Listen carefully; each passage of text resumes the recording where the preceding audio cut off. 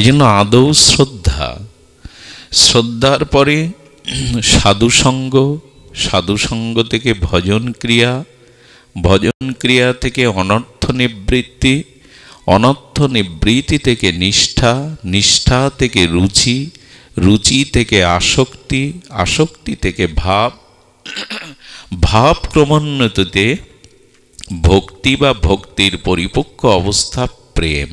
এ হলো সিঁড়ি, 9টি। এই সিঁড়িকে অতিক্রম করে প্রেম ভক্তি পাওয়া সম্ভব নয়। এখন দেখছেন হিন্দু মিডিয়া, চ্যানেলটি সাবস্ক্রাইব করুন। সুধীজন, আমাদের প্রয়োজন যে তত্ত্ব, সেই প্রয়োজন হলো প্রেম বা ভক্তি। এই পঞ্চম পুরুষার্থ প্রেম মহাধন, এবং প্রয়োজন তত্ত্বে শ্রীমান মহাপ্রভুর শিক্ষায় আমাদের যে লক্ষ্য, সেই লক্ষ্য হল প্রেম। এ জগতে যারা ভোগী, যারা এই জগতের প্রপঞ্চকে ভোগ করে সুখ পেতে চায়, তাদের ধন প্রয়োজন, সম্পদ প্রয়োজন। ধন ব্যতীত, সম্পদ ব্যতীত, ঐশ্বর্য ব্যতীত জাগতিক ভোগ হয় না। ঠিক তদুপরি এই প্রেমরাজ্যে, ভজন রাজ্যে প্রেম সম্পদরূপ পরম ধন না থাকলে রাধা মাধব বা ভজন আনন্দ উপলব্ধি করা যায় না। সামর্থ্য চাই তো। প্রেম ভক্তি হল এই জগতের ঐশ্বর্য, সম্পদ। তো সেই প্রেম ভক্তি আমাদের প্রাপ্ত হতে গেলে কয়েকটি ক্রম, সোপান বা সিঁড়ি আমাদের অতিক্রম করতে হয়।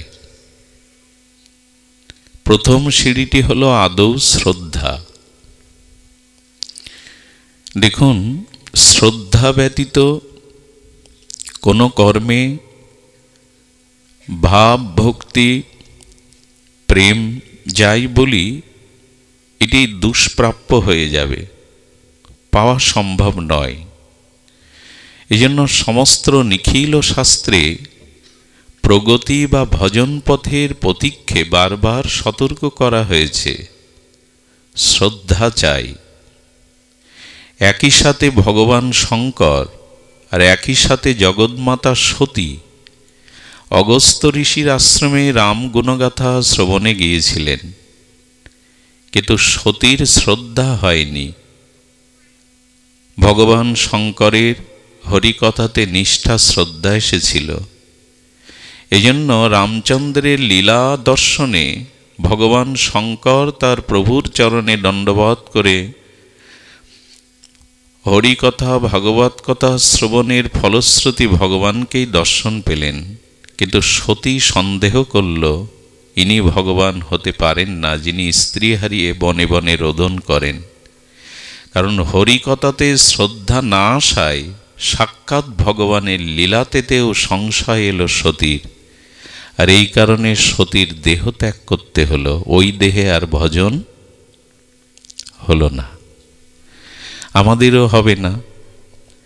যদি সাধু কথাতে, ভগবানের নামরূপ লীলা কথাতে প্রগাঢ় শ্রদ্ধার উদয় না হয়, সতী হলেও হবে না, দেহটাই ছাড়তে হলো।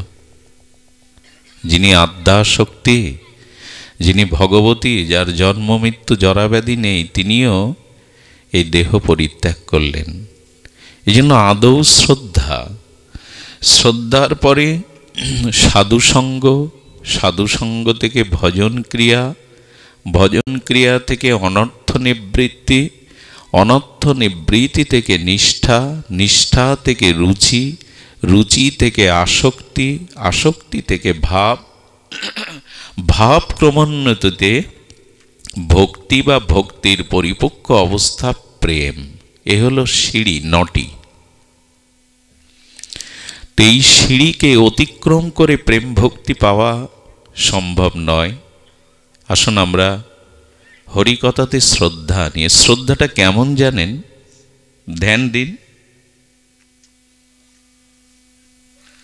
শ্রদ্ধাটা কেমন ধ্যান দিন। এক প্রখ্যাত সঙ্গীতজ্ঞ, যিনি ঐশ্বরিক শক্তিসম্পন্ন প্রখ্যাত সঙ্গীতজ্ঞ, তার সঙ্গীত সুধা, তার সঙ্গীত রসালাপ শ্রবণের উৎকণ্ঠায় স্বয়ং রাজা ব্যাকুল। রাজা যখন তাকে নিবেদন করলেন তার সঙ্গীত সুধা তার রাজ্যে তিনি আস্বাদন করতে চান স্বয়ং প্রজাসহ, তিনি একটি সত্ত্ব দিয়ে দিলেন।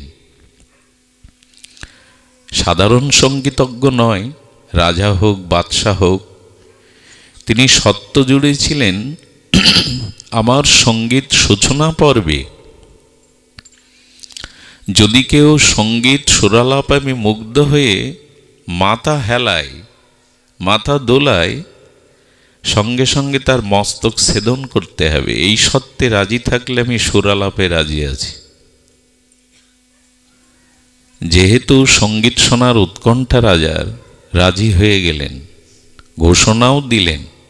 খোলা তলোয়ার নিয়ে রাজার সেনারা পাশে দাঁড়িয়ে কয়েক হাজার লোকের সামনে উনি সেই অপার্থিব সুরমূর্ছনা সুরালাপ শুরু করলেন।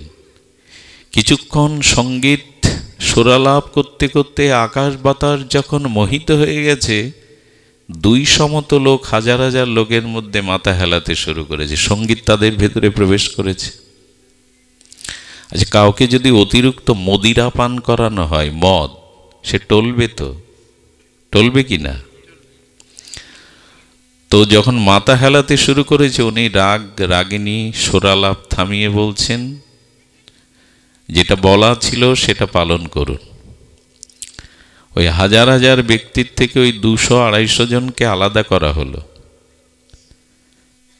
আচ্ছা, ঘোষণাটা কি তারা জানতো না? এদিকে ধ্যান দিন, ঘোষণা তারা জানতো না কি? জানতো। সঙ্গীতজ্ঞ তখন তার সুরালাপ থামিয়ে বলছেন, যারা মৃত্যুকে সামনে দেখেও, খোলা তলোয়ার পেয়েও, যাদের এই সংকল্প সতর্কতা কাজে দেয়নি, যারা সুরমূর্ছনায় নিজেকে মোহিত করেছেন ভেতরে সুরালাপের দ্বারা, যাদের দেহাবেশ দুলতে শুরু করেছে, এরাই আমার সঙ্গীতের উপযুক্ত শ্রোতা। ওদের মাথা কাটতে হবে না, ওদেরকে রেখে আর সব করকে চলে যেতে বলুন। হরিকথাতে যদি আপনি মন বসাতে না পারেন, হরিকথা যদি আপনার ভেতরে গিয়ে আপনার চিত্ত বিবেককে, আপনার প্রেমানন্দকে উথলিত না করতে পারে। আচ্ছা, পূর্ণিমার চাঁদের আকর্ষণে নদ নদী সমুদ্রের জল, নদ নদী সমুদ্রের জল তরঙ্গায়িত উচ্ছ্বসিত হয় কেন? কই অষ্টমীতে তো হয় না? হয় কি? পূর্ণ পূর্ণিমার চন্দ্রের কিরণে নদ নদী সমুদ্রের জল উচ্ছ্বসিত হয়ে ওঠে, স্ফীতি হয়। ঠিক তেমনি শ্রদ্ধা তাকেই বলে, হরিকথা কর্ণ দিয়ে হৃদয়ে প্রবেশ করলে যে দেহকে, সংসারকে, জগৎকে ভুলে যায়, হরি লীলা কথায়, হরি প্রেমানন্দ রসে যিনি ডুবে যায়, এরাই হরিকথাতে এদের শ্রদ্ধা এসেছে ভাবতে হবে, এরাই অধিকারী। কারণ ভগবানের কথা ভগবানের সাথে আমাদের যুক্ত করে দেয়। কি করে দেয়? তার নাম রূপ লীলার সাথে আমাদের যুক্ত করে দেয়। যুক্ত তো হতেই হবে। দেখুন, ব্যষ্টি যদি সমষ্টির সাথে যুক্ত থাকে, ধ্যান দিন, ব্যষ্টি যদি সমষ্টির সাথে যুক্ত থাকে, তখন সমষ্টির শক্তি ব্যষ্টির মধ্যে প্রতিফলিত হয়। আপনারা বসুন, দাঁড়িয়ে প্রতিফলিত হয়। আবার বলি, ব্যষ্টি যদি সমষ্টির সাথে যুক্ত থাকে, তখন সমষ্টির ক্রিয়া বা শক্তি সঞ্চারিত হয় ব্যষ্টিতে। কেমন জানেন? আত্মার সাথে আমার এই দেহটা এখন যুক্ত আছে, বিযুক্ত হলেই তো মৃত্যু। দেহ থেকে আত্মা বিযুক্ত হলেই মৃত্যু, এখন যুক্ত আছে। তার মানে সেই সমষ্টি ঈশ্বর পরম সত্তার সাথে বেষ্টিরূপ আমার এই হস্তপদ দেহটা যুক্ত আছে। এ থাকাতে কি হয় জানেন? আচ্ছা, এখন আপনাদের চুলগুলো বাড়ে, নখগুলো বাড়ে, বাড়ে কি না? আচ্ছা, যদি সমষ্টি আত্মা থেকে আমার দেহ আলাদা হয়ে যায়, বৃদ্ধি পাবে? মরা ব্যক্তির চুল নখ বাড়ে? মরা শিশু কিশোর হয়, যুবক হয়? তার মানে ওই সমষ্টি সত্তার সাথে যুক্ত আছি বিধায় আমি বৃদ্ধি পাচ্ছি। ঠিক স্বয়ং ভগবৎ সত্তার সাথে যারা যুক্ত, তারাও এই ক্রমোন্নতিতে বৃদ্ধি পেতে পেতে সেই পরমের চরণে প্রেম ভক্তি লাভ করে পরম ধন্য হতে পারে। যুক্ত না থাকলে কিন্তু এই শক্তি সে পাবে না। আরো দেখুন, আচ্ছা, মাথায় চুল আছে, আমাদের হাতের নখাগ্রে নখও আছে, করাগ্রে। এখন এই চুল নিয়েই, নখ নিয়েই তো ঠাকুর ঘরে সেবা অর্চনা করি কি না? তো মাথা ভর্তি চুল নিয়ে যখন ঠাকুর ঘরে ভগবত সেবা আরাধনা করি, তখন কিন্তু এই চুলের শোভা আছে, শুদ্ধতা আছে, নিষেধ ক্রিয়া নাই। কিন্তু ভোগের থালাতে মাথার থেকে একটা চুল যদি খসে পড়ে, ওটার ভোগ লাগানো যাবে কি? শুদ্ধতা আপনি গ্রহণ করতে পারবেন কি ওই খাদ্যটা? কেন মাথায় এতগুলো চুল, ক্ষতি নেই, একটা খসে পড়ল বলে অপবিত্র হয়ে গেল? এর কারণ হলো, যারা সমষ্টির সাথে যুক্ত আছে তারা অপবিত্র হয় না। যারা ভগবানের নাম রূপ লীলার সাথে, ভজনের সাথে সংযুক্ত আছে, এ জগৎ তাদের অশুদ্ধ করতে পারে না। চুলটা খসে পড়লেই, আচ্ছা, পাখি দুটি ডানা মেলে নীল নীলিমায় বা বনাঞ্চলে নিবিড় কাননে উড়ে বেড়ায়, উন্মুক্ত বিহঙ্গ পাখা মেলে মনের উল্লাসে উড়ে বেড়ায়। কিন্তু ডানা থেকে যদি একটা পেখম খসে পড়ে, সেই পেখম ধুলায় ধূসরিত হয়ে পড়ে থাকা ছাড়া আর উঠতে পারে কি? বিচ্ছিন্ন হয়ে গেছে। সেই বৃহত্তম ডানার থেকেও, মানে সমষ্টি থেকে ব্যষ্টিটা বিচ্ছিন্ন হয়ে গেছে। এজন্য ভগবত ভজনের সাথে আমাদের যুক্ত থাকতেই হবে। বৃহত্তমের সাথে, সমষ্টির সাথে ব্যষ্টিকে যুক্ত হতেই হবে, নাহলে আমাদের পতন অবশ্যম্ভাবী। অবশ্যম্ভাবী আমাদের পতন। এই জন্য শাস্ত্রী বারবার বলেছেন, যুক্ত থাকো। তেষাং সতত যুক্তানাং ভজতাম প্রীতিপূর্বকম দদামি বুদ্ধি যোগম তাং উপজান্তিতে। এই গীতার মহাবাণীতে ভগবান বলছেন, তেষাং সতত যুক্তানাম, আমার সাথে যুক্ত হও। আর ভগবানের সাথে যুক্ত হওয়া মানে ভক্ত সাধু সঙ্গে ভগবানের নাম রূপ লীলা কথার সাথে যুক্ত হয়ে যাওয়া। এগুলির সাথে যুক্ত হতেই হবে। যদি যুক্ত হতে পারি, তবেই জীবনের শাশ্বত কল্যাণ, প্রয়োজন তত্ত্ব প্রেম ভক্তি ক্রমোন্নতিতে পাওয়ার একটা আশা, ভরসা আমাদের আছে।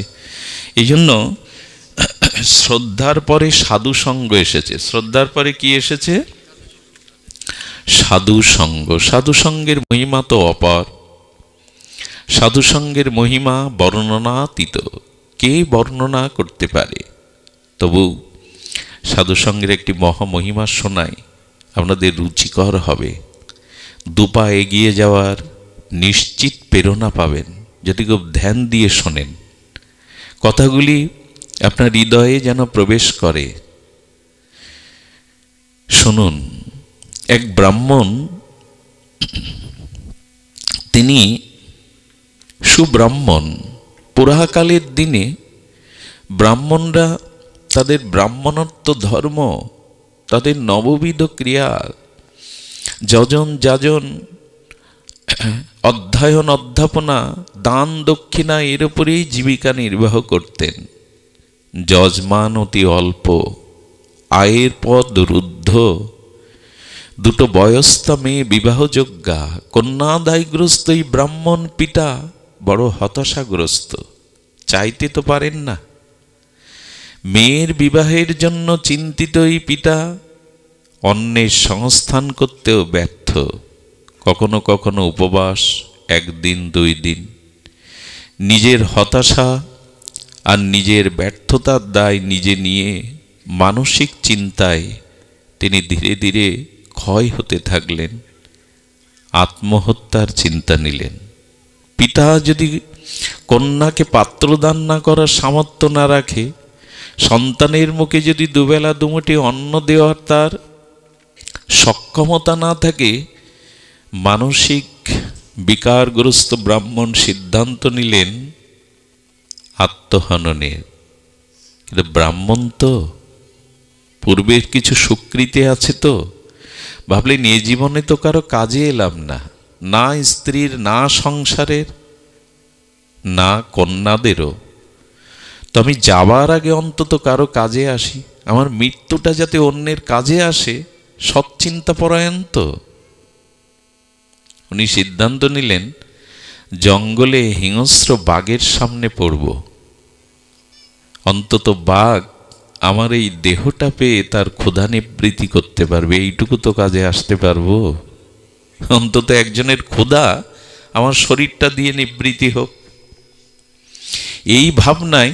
আচ্ছা, নিজে যিনি মৃত্যুকে আলিঙ্গন করবার জন্য আর একজনের উদরের ক্ষুধা নিবৃত্তি হবে এই দেহটাকে দিয়ে, এই ভেবে উদাস মনে, ভয়হীন ডরহীন জঙ্গলে চলেছে।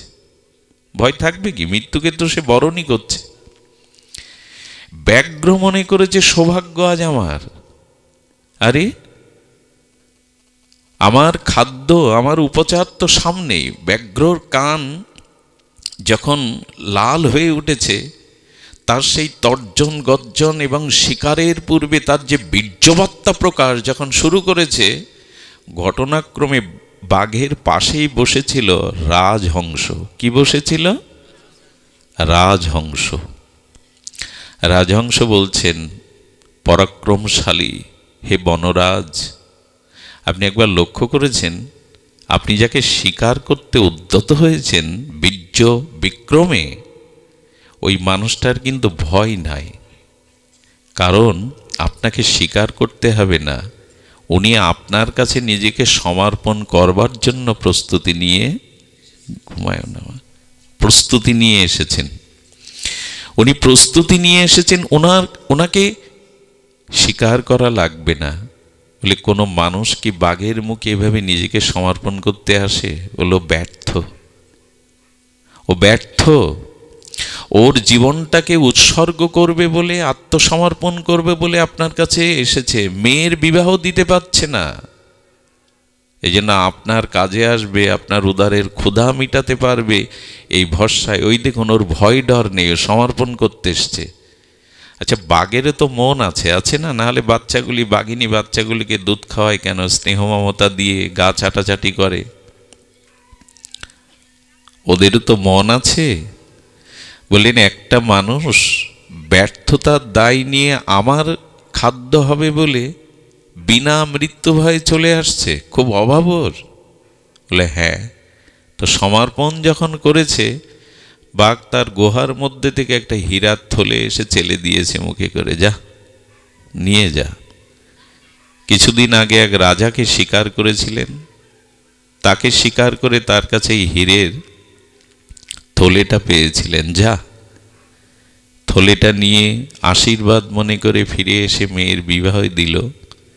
কিছুকাল সেই অর্থে স্বাচ্ছন্দ্যে চলল।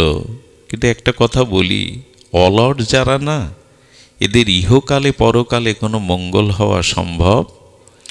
যদি মনে করেন কঠিন একটা শৈত্যপ্রবাহ চলছে, আজ আর পাঠে যাব না, আজ আর কর্মে যাব না, এই বসে খাওয়া অলস মানুষরা জগতের বোঝা, নিজেই নিজের বোঝা। কৃপণ বা অলস ব্যক্তি জগতে কোনো হিতকার কর্মে জয়ী হতে পারে না। এই জন্য এই অলস ব্রাহ্মণ খেতে খেতে সব শেষ করে ফেলেছে। গিন্নি বলল, কিছুই তো আর নাই। বলল, আমার এক যজমান আছে, ওই রাজহংস, ওই তো বুদ্ধি দিয়ে আমাকে পাইয়ে দিল, মৃত্যুর বদলে আশীর্বাদের জীবন দিল। আমার যজমান আছে, ও তো আমার যজমান, ওর কাছে আবার গেলে কোনো উপায় পাবো। হ্যাঁ, আজ আবার চলে এসছে, আগের সেই ভয় ডর নাই, কারণ বাঘ তো আমাকে চিনেছে, করুণা করেছে, আর আমার যজমান আছে। কিন্তু আজ কি এসে দেখলো জানেন? আজ বাঘ দূর থেকে মনে করেছে নিশ্চয় আবার তার অভাব, আবার সে কোনো উপায় খুঁজতে আমার কাছে শরণাপন্ন হচ্ছে। সে শান্ত ছিল, কিন্তু সেদিন যজমানরূপী রাজহংস ছিল না, ওখানে ছিল বক। একই রকম দেখতে তো। বক তখন বলছেন, পশুরাজ, কোথায় আপনার পরাক্রম? আরে কোথায় আপনার বীর্যবত্তা? একটা মানুষ আপনার কাছে আসছে, আপনি শিকারের জন্য প্রস্তুত নন, আপনার পরাক্রম কি চলে গেল? বীর্যবত্তা চলে গেল? আরে জগতের মানুষ আপনাকে ধিক্কার দেবে। একজন মানুষকে পেয়ে আপনার ভিতরে পরাক্রম জেগে উঠছে না। আরে ধিক আপনাকে, ধিক, মাথাটা বিগড়ে দিল। আরে ও অলস, ও বারবার সুযোগ নিতে আসছে, আপনি আপনার পরাক্রমের পরিচয় দিন। যেই বলেছে সঙ্গে সঙ্গে তাকে আক্রমণ করে খেয়ে শেষ করলো। কি বুঝলাম? বুঝবার খুব মার্মিক একটা কথা লুকিয়ে আছে এর মধ্যে। আপনার আমার এই হতাশাগ্রস্ত, এই দুঃখ জরাময়, সংকটময়, পাপময়, অপরাধময় জীবনে চলার পথে যদি রাজহংসরূপ সাধু পান, তাহলে বাঘের বিবেকও পরিবর্তন হওয়া সম্ভব। আপনি বেঁচে যাবেন, কিন্তু অসৎসঙ্গরূপ বক যদি আপনার জীবনে এসে পড়ে, তখন আপনার জীবন সেই একই বাঘ, একই ব্যক্তি, দুই পরিণতির কারণ হলো সঙ্গ। আপনার জীবনে যদি সাধু বা সৎ পাশে থাকে না, যে কোনো অবস্থার মধ্যে আপনি জীবন খুঁজে পাবেন, প্রেরণা পাবেন। ভগবানের স্নিগ্ধ করুণা আশিস এই সাধু সঙ্গে আপনি পাবেন। পাপময় স্খলিতময় জীবনেও নব অনুরাগ আসবে, উষার আলো জাগবে। নিখিল শাস্ত্র এই জন্য সাধু সঙ্গের মহামহিমা কীর্তন করেছেন। আর জীবনে অসৎসঙ্গরূপী যদি বক থাকে, তাহলে নিশ্চিত আপনার পতন, স্খলন অবধারিত। এই জন্য আমাদের জীবনে রাজহংসরূপ পরমহংস কোনো সাধু থাকুক, পথহারা হবেন না, শেষ হয়ে যাবেন না, এইটুকু নিশ্চিত বলতে পারি। দেখুন, একবার রামচন্দ্রের দর্শনের জন্য রামচন্দ্রের দর্শনের জন্য হনুমান বানররা যাচ্ছে। সর্বশ্রেষ্ঠ যে রাম ভক্ত হনুমান সবার পিছনে। হনুমানের সাধু সঙ্গের প্রীতি দেখুন, কি সাংকেতিক শিক্ষা দেখুন।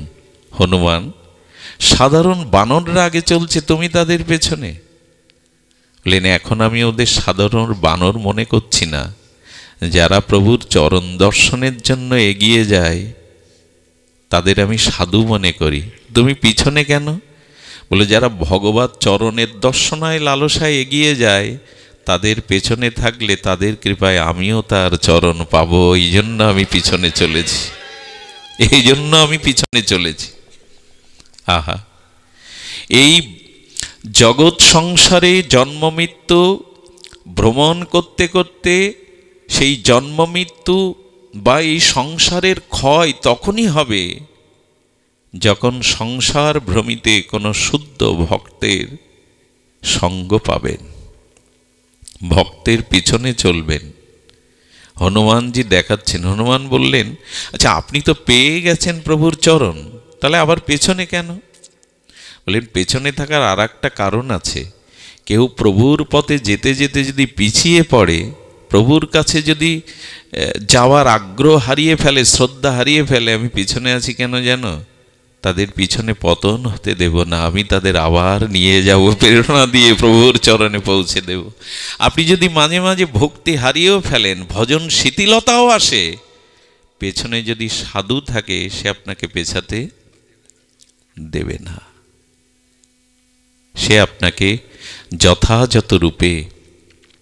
দেখুন, সুগ্রীব স্ত্রীহারা, রাজ্যহারা, ভয়ে ভীত, ঋষিমুখ পর্বতে বালির ভয়ে লুকিয়ে আছে।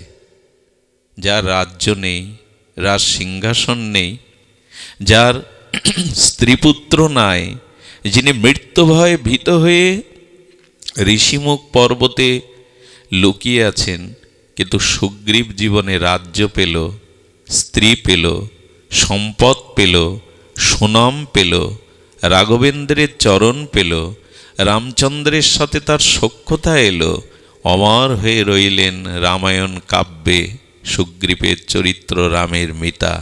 এ সব কিছু ফিরে পাওয়ার কারণ কেন জানেন? আর যার সব ছিল, রাবণকে বধ করার মতো পরাক্রম ছিল বালির, এবং যার রাজ্য ছিল, স্ত্রী ছিল, পুত্র ছিল, তার পরাজয় হয়ে সব হারালো।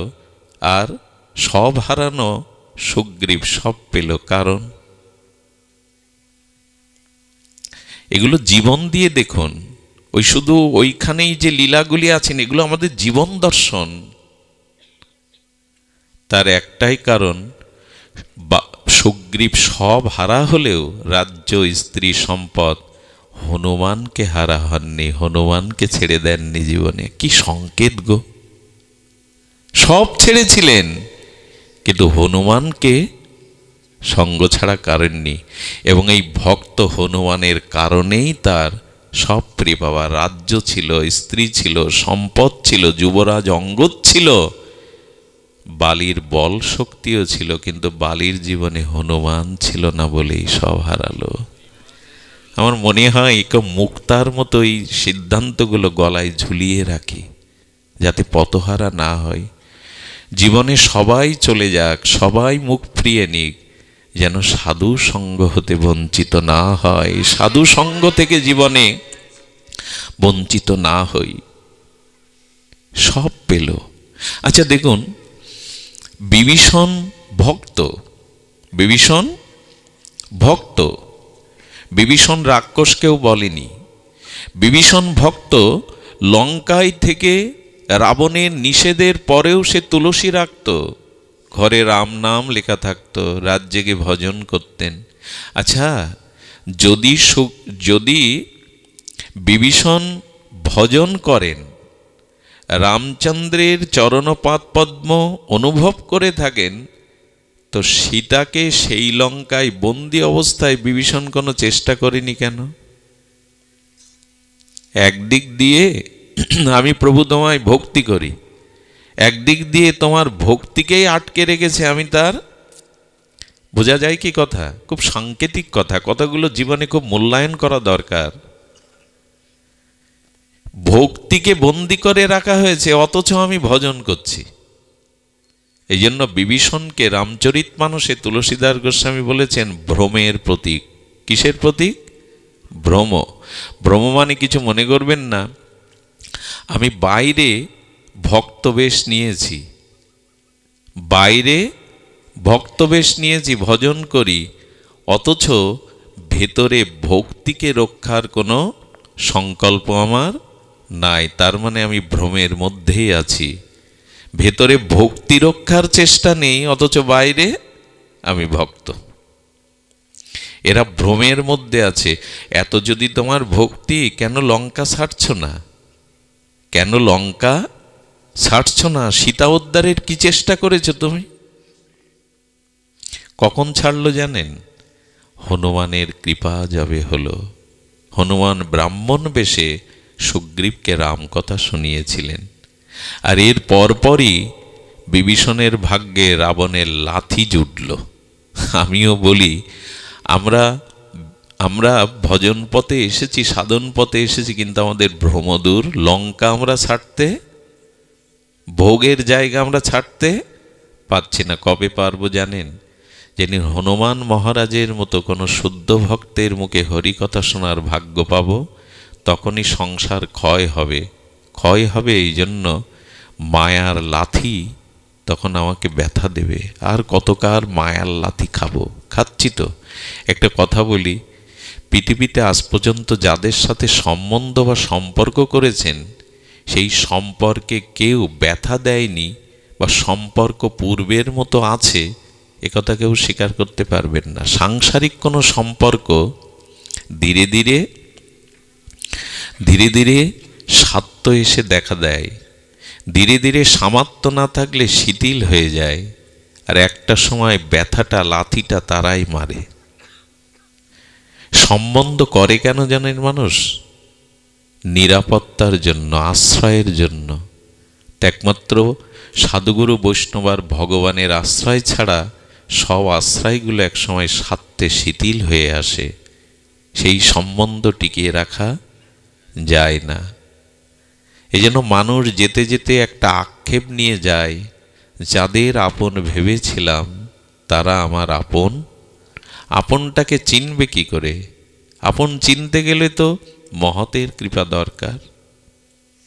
মহতের করুণা ছাড়া ভগবানের উপলব্ধি হয় না। এই জন্য বিভীষণ রাবণের পদাঘাতে সেই রাত্রেই লঙ্কা ত্যাগ করলেন। আমার মনে হয় মাঝে মাঝে মায়ার লাথি খাওয়া, কলঙ্ক, অপমান, কষ্ট পাওয়া, যাদের সাথে সম্বন্ধে আটকে আছি, যার সাথে নিত্য শাশ্বত সম্বন্ধ, তার কাছে না গিয়ে যাদের কাছে পড়ে আছি, সেই সম্বন্ধের মাঝে মাঝে একটু কষ্ট, দুঃখ, যন্ত্রণা পাওয়া ভালো। মনে পড়ে, মনে পড়ে, মনে পড়ে আমার চিরচেনা, চির আপনজন, ব্যথার ব্যথী এরা কেউ না। এই জন্য বিভীষণ ত্যাগ করেছিলেন। দেখুন, ভক্ত সঙ্গ, গুরু সঙ্গ হলে কি হয়? বিশ্বামিত্র যজ্ঞ সফল হলে রাম লক্ষ্মণকে বলছেন, চলো আমার সাথে। দেখুন, বিশ্বামিত্র আগে চলেছে, পিছনে চলেছে রামভদ্র, সর্বপিছনে কনিষ্ঠ লক্ষ্মণ ঠাকুর। এখানে সংকেতটা কি? রামচন্দ্র পূর্ণব্রহ্ম ভগবান হয়েও বলছেন, আচ্ছা উনি তো ভগবান আর উনি তো মুনি, বিশ্বামিত্র ঋষি বা মুনি। তো যেহেতু রামচন্দ্র বিশ্বামিত্রকে গুরু জ্ঞান করেন, রামচন্দ্র বললেন, যদি চলতেই হয় গুরুর পিছনে চলো, গুরুদেবের আগে আগে চলো না। এই দেখো, আমি বিশ্বামিত্র আগে চলেছেন, পিছনে চলেছেন রাম। আচ্ছা, আমরা পারবো তো? স্বয়ং ভগবান বিশ্বামিত্র গুরুদেবকে আগে নিয়ে। এই জন্য জীবনের অগ্রে সাধুগুরু বৈষ্ণবকে রাখুন, তখন পথ চলার ভুল হবে না, তখন আর স্খলিত হবেন না। এই একটা অপূর্ব সংকেত। সাধুগুরু বৈষ্ণবের আদর্শকে সামনে রেখে চলুন, তাদেরকে সম্মুখে রেখে চলুন, জীবনের পথহারা হতে হবে না। তো চলেছেন, চলতে চলতে হঠাৎ সেই বনের মধ্যে নিবিড় বনলক্ষ্মীর শোভা, সবুজ পল্লবে পল্লবিত, পাখির কলকাকলিতে পঞ্চম টানে, আর বিহঙ্গের সুরকলতালে সমস্ত তপবন মধুময়। চলেছেন ভগবান, চলেছেন ঋষি বিশ্বামিত্র। হঠাৎ বিশ্বামিত্র দাঁড়িয়ে পড়লেন। দাঁড়িয়ে পড়ে দেখছেন, এই সবুজ বনলক্ষ্মীর শোভামণ্ডিত বনে একটি জায়গায় গাছ শুকিয়ে গেছে, আর সবুজ পাতা, ফল ফুল ফলে না। বাতাসটা যেন তপ্ত, দীর্ঘ নিঃশ্বাসের বাতাস। সেখানে কোনো শুভ লক্ষণ নাই। পুরো তপবনের মধ্যে এরকম একটা পোড়া জায়গা দেখে, অভিশপ্ত জায়গা দেখে বিশ্বামিত্র দাঁড়িয়ে গেলেন। বিশ্বামিত্র দাঁড়ানোর সাথে সাথে রামভদ্র দাঁড়িয়ে গেলেন, কিন্তু রামচন্দ্রের দৃষ্টি তখন পড়েছে একটা পাষাণের দিকে। কার দিকে পড়েছে? পাষাণের দিকে। এই পাষাণী হল অহল্যা।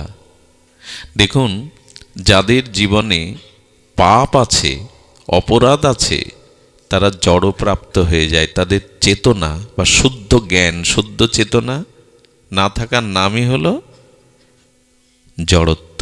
যাদের ভগবত চেতনা নেই, শুদ্ধ ভজন নেই, এমনি তারা চলাচল করলে কি হবে? তাদের ভিতরে অধিক পাপ, অধিক অপরাধ জীবনে এসে গেলে আমাদের চৈতন্য সত্তা সংকীর্ণ হয়ে আসে। একটা মানুষকে যেমন দিনের পর দিন ক্ষুধার অন্ন জল না দিলে সে দুর্বল হয়ে যায়, জড় হয়ে যায়, চলৎ শক্তি থাকে কি? ঠিক তদুপরি বহু অপরাধ করলে, পাপ করলে মানুষের চেতনা হারিয়ে যায়, সে জড়ত্ব প্রাপ্ত হয়। অহল্যা তেমন জড়ত্ব প্রাপ্ত হয়ে আছে। অহল্যা রামচন্দ্র, রামভদ্র, রাজীবলোচন তাকিয়ে আছেন। অহল্যা যেন জগৎকে ডেকে বললেন, পাপ বা অপরাধে আমার মতো যদি কেউ পাষাণ জড় হয়ে থাকো, ক্ষতি নেই। যে পথ দিয়ে ভগবান, গুরু, সাধু যায়, ওই পথেই পড়ে থাকো, একদিন না একদিন তোমার প্রতিও তার দৃষ্টি যাবে। এই পথে পড়ে থাকুন। অপরাধ করেছি, অন্যায় করেছি, আমার স্খলন হয়েছে, পতন হয়েছে, আমি যদি জড়প্রাপ্ত হয়ে থাকি, জ্ঞান বুদ্ধি শূন্য বিচার হয়ে, যে পথ দিয়ে গুরু যায়, যে পথ দিয়ে ভক্ত যায়, সেই পথের পাশে পড়ে থাকুন।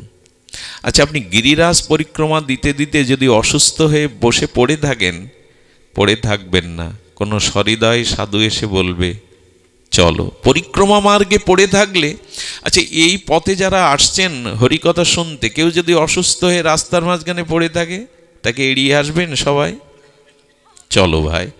কিন্তু যদি পথেই না পড়ে থাকেন, দৃষ্টিও যাবে না।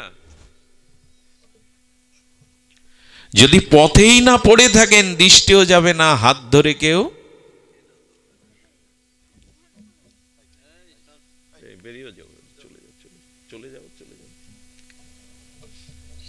হ্যাঁ বলছেন পড়ে থাকো। আমরা আছি তো, এই কয়েকটা মুখ দেখছি, আমার তো মনে হচ্ছে নেমে এসে ওদের চরণ বন্দনা করবার জন্য। 2-3টে দিন এরা কোথায় না কোথায় ছুটে যাচ্ছে, কোনো কিছু তো চাওয়া পাওয়া নেই, পথে পড়েই আছে। সংসার তো সকলের আছে, শরীর তো সকলের আছে, ক্লান্তি সকলের আছে, কর্ম সকলের আছে, ছুটে ছুটে আসেন আপনারা। আমি বলি কি, এই পথেই পড়ে থাকুন, কারো না কারো দৃষ্টি একদিন যাবে, সে হাত ধরে আপনাকে নেবে, ফেলে দেবে না। পথে পড়ে থাকুন। এই জন্য এই পথে, এই সাধু পরিক্রমা মার্গে, জীবন চলার পথে এই পথে পড়ে থাকুন। লক্ষ্যে আপনি পৌঁছাতে না পারেন, আপনাকে পৌঁছে কেউ নেবে, হার কেউ ধরবে। আহা, এ পথ থেকে যেন দূরে সরে না যায়। পারি আর না পারি তোমার কাছে পৌঁছাতে, পথে তো পড়ে রয়েছি, কারো না কারো হৃদয়ে তো করুণা হবে, দয়া হবে। আজ পাষাণ সম। আর অহল্যা বললেন, আজ এ পথে পড়ে রয়েছি বলেই তোমার দৃষ্টি পড়ল। রামচন্দ্রের চোখ ছলছল হয়ে গেছে। দেখুন, ভগবান এই সংসারে কাউকে পতন হতে দেখতে, আপনি চান আপনার সন্তান পতন হোক, কষ্ট পাক? কেউ চায় না। একদিন মা যশোদা কিছু মাটির প্রদীপ নিয়েছেন, আর যশোমতীর মতো ভাগ্যবতী কিছু ব্রজবাসী মায়েরা তারাও প্রদীপ নিয়েছেন। কেন নিয়েছেন জানেন? তারা যমুনাতে গোপালের জন্য আরতি দর্শন করাতে যাবে। গোপাল মার আঁচল ধরে যশোদাকে বলছেন, মা আমি যাব। বলে, দেখ তুই চঞ্চল, ওখানে আমরা যমুনা মাইকে আরতি দিতে যাচ্ছি, পূজা করতে যাচ্ছি, বলে আমিও যাও। বলে তুই তো চোর, সব জায়গায় চুরি করিস, চোর আবার পূজা করে নাকি? কৃষ্ণ তখন এসে এসে বললেন, মা চোরেরাও মাঝে মাঝে পূজা করে, ডাকাতরাও মাঝে মাঝে কালী পূজা করে, নিয়ে চলো। হ্যাঁ, অবাধ্য গোপাল যা বলে তাই মার আঁচল ধরে গেলেন। প্রদীপ জ্বালানো হলো, যমুনার নীল জলের স্রোতে প্রদীপগুলো ভাসিয়ে দিয়ে চোখ বন্ধ করে যশোমতী মা, ভাগ্যবতী ব্রজগোপীরা প্রার্থনা করছে আমাদের গোপাল যেন আনন্দ থাকে, গোপাল যেন চিরসুখী হয়। গোবিন্দ দেখছেন সবার চোখ বন্ধ করে প্রার্থনা। গোবিন্দ চোখ খুলে কি করলেন জানেন? আহা, যমুনার জলে নেমে গেলেন। ভেসে যাওয়া প্রদীপগুলো স্রোতে যারা ভেসে যাচ্ছিল, গোপাল ডাকছে, আয় আমার সামনে কেউ ভেসে যাক, এটা আমি দেখতে পাই না, আমার ভালো লাগে না, আমার সামনে কেউ ভেসে চলে যাক, আমার চোখের আয় আমার কাছে আয়। কিছু প্রদীপ গোবিন্দের আহ্বানে গোবিন্দের দিকে বিপরীতে ভেসে এলো। গোবিন্দ তাদের তুলে নিয়ে আর সেই নিবাপিত প্রদীপগুলো তার পীত বসনে বেঁধে নিলেন। নিয়ে চোখ খোলার আগে কিছু বসনে প্রদীপগুলো তুলে কিছু ভেসে গেল, কিছু তার কাছে এলো। তুলে নিয়ে যখন মা চোখ খুলেছে, চল গোপাল, আরতি হয়ে গেছে, প্রার্থনা হয়ে গেছে, চল। আসতে গিয়ে পীতবরণে সেই মাটির প্রদীপগুলো ঝনঝন করে বাজছে। কি রে গোপাল, তোর আঁচলে কি বাজে? আঁচলটা দে। গোপাল একটু হাস্যোজ্জ্বল বদনে বলছে, মা কারো পড়লি পড়লা সবসময় খুলতে নেই। যশোদা তখন বললেন, চোরের পড়লি খোলা যায়, এসেছিস তো খালি হাতে, এখানে এর মধ্যে কি বেঁধে নিয়ে যাচ্ছিস দেখি। খুলে দেখে ভাসানো কিছু প্রদীপ। ও, এখানেও প্রদীপ চুরি করেছিস? না মা। গোবিন্দ গভীর হয়ে গেলেন। গোবিন্দের চোখের কোণে ছলছল করে উঠল প্রেমাশ্রু। জানো মা, আমার সামনে যদি কেউ ভেসে যায়, আমরাও ভেসে যাচ্ছি জানেন। সংসারটা তো সাগর, জন্ম মৃত্যু দুঃখ ব্যতীত কত জন্মেই ভাসছি সংসারে। সুখ দুঃখের আনন্দের বেদনার তরঙ্গে, জন্ম মৃত্যু জরাব্যাধির তরঙ্গে আমরাও কতকাল কতকাল এই সংসার সমুদ্রে ভাসছি। গোবিন্দ বললেন, আমার সামনে কেউ ভেসে যাক, আমি তা চাই না। আচ্ছা গোপাল, তাহলে তুই কাউকে ভেসে যেতে দিতে চাস না? না মা। তো সব প্রদীপগুলোকে কেন নিলি না? কিছু কেন নিলি? কি মার্মিক কথা। গোবিন্দ তখন বললেন, আমি গুরুরূপে সাধুরূপে এই সংসার কালস্রোতে ভেসে যাওয়া কাউকে ডাকিয়ে এসো, আমার কাছে এসো, আর ভাসতে হবে না তোমায়, এসো আমার কাছে এসো। যারা সাধুগুরু বৈষ্ণব আমার ডাকে চলে আসে, আমি তাদের আঁচলে নিই, কিন্তু যারা আমার ডাকে আমার কাছে আসে না, তারা তো ভেসেই যায়। এই জন্য সবগুলোকে আমি নিতে পারিনি, সব আমার কাছে আসে না। এই দেখুন, তার ডাক আসে, এই হরিকথা হরিনামই তার বংশীধ্বনি। তিনি ডেকে চলেছেন, আয় আমার কাছে আয়। সবাই ডাক শুনতে পায় না, আর পায় না বলেই তারা আসে না, আর আসে না বলেই এই জন্ম মৃত্যু স্রোতে আমাদের ভাসতে হবে আরো কত কাল কত কল্প। সংসার তারিতে কোনো ভাগ্যে কেহ তরে, নদীর প্রবাহে জৈসে কাষ্ট লাগে তীরে। কোনো পোড়া কাঠ না, জোয়ার ভাটাতে কতকাল ভাসছে, কোনো গতি হচ্ছে না, আমাদের মতো আমার মতো দশা। কিন্তু ওই পোড়া কাঠটা তরঙ্গের আঘাতে আঘাতে যখন কূলে এসে বিঁধে যায় না, কাঠকোড়ানি কেউ তুলে নেয়, তুলে নিয়ে ওটা শুকিয়ে তার কাজে লাগিয়ে দেয়, পুড়িয়ে দেয় সেবায়। তেমনি সংসারে ভাসতে ভাসতে যদি কোনো দিন সাধুগুরুর চরণে আশ্রয় নিতে পারি, সেই দিনই আমার একটা গতি হবে, সেই দিন একটা গতি হবে। এই জন্য এই পথে পড়ে থাকুন। আজ হচ্ছে না বলে, আজ শুদ্ধ মন প্রেম ভক্তি ভজনে নিষ্ঠা আসছে না বলে পড়ে থাকুন, কেউ না কেউ হাত ধরে নেবে, কারো না কারো কৃপা আপনার প্রতি হবেই।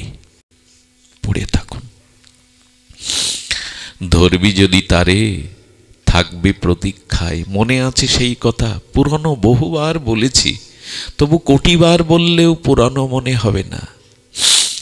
এই পড়ে থাকতে হবে। মনে আছে বৃন্দাবনের ব্রজের পথে এক ব্রজগোপী ফেরি করছে, মাথায় কিছু নেই, কিন্তু মাথায় কিছু থাকার মতো অভিনয় করে ফেরি করছে। ওগো ব্রজবাসী, তোমরা ঘুম কিনবে? ঘুম ফেরি বিক্রি হয়, এটা শুনেছেন কোথাও? কি অদ্ভুত ব্রজের রাজ্য। কে গো, তোমরা কেউ ঘুম কিনবে? কেউ তাকে পাগলিনী, উন্মাদিনী ভাবছে, স্মৃতিশক্তি নাই।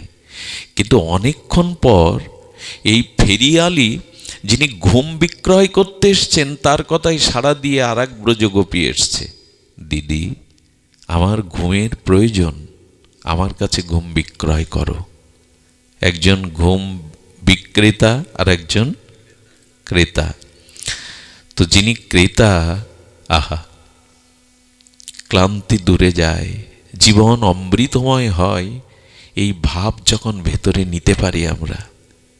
যিনি ক্রেতা তিনি বলছেন, দিদি ঘুম কেন তুমি বিক্রি করতে এসছো? বলে, কেন এসছি জানো?